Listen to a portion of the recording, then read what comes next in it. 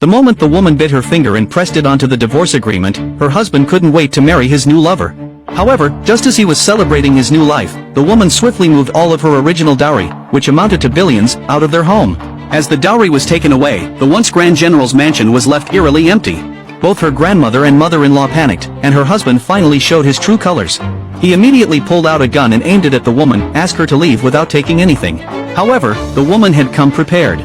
She had called in the military governor as a witness. With the governor's forceful intervention, the woman successfully divorced her husband and took her dowry with her.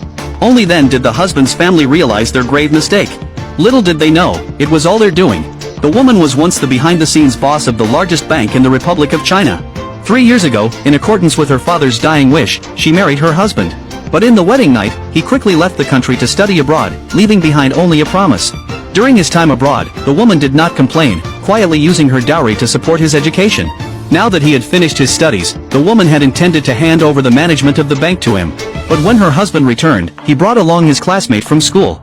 To her shock, her husband introduced the scheming woman as his fiancée. The maid, upon hearing this, immediately defended the woman.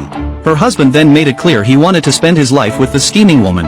The woman calmly asked her husband what he intended to do. He replied that there was no love between them, so there was no need to force it.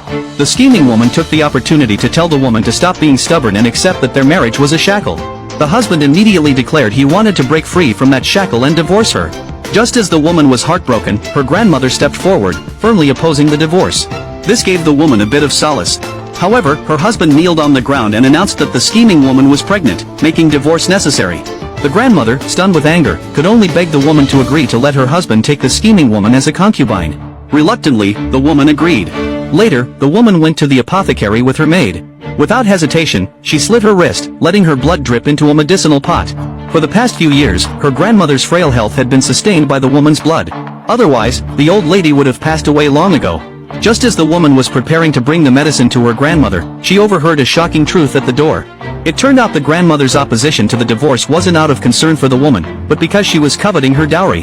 The grandmother knew that for the past few years, the family had survived only because of the woman's wealth.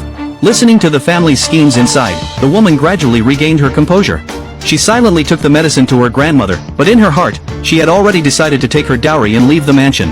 However, the woman knew that divorcing her husband and taking the dowry would be impossible without help.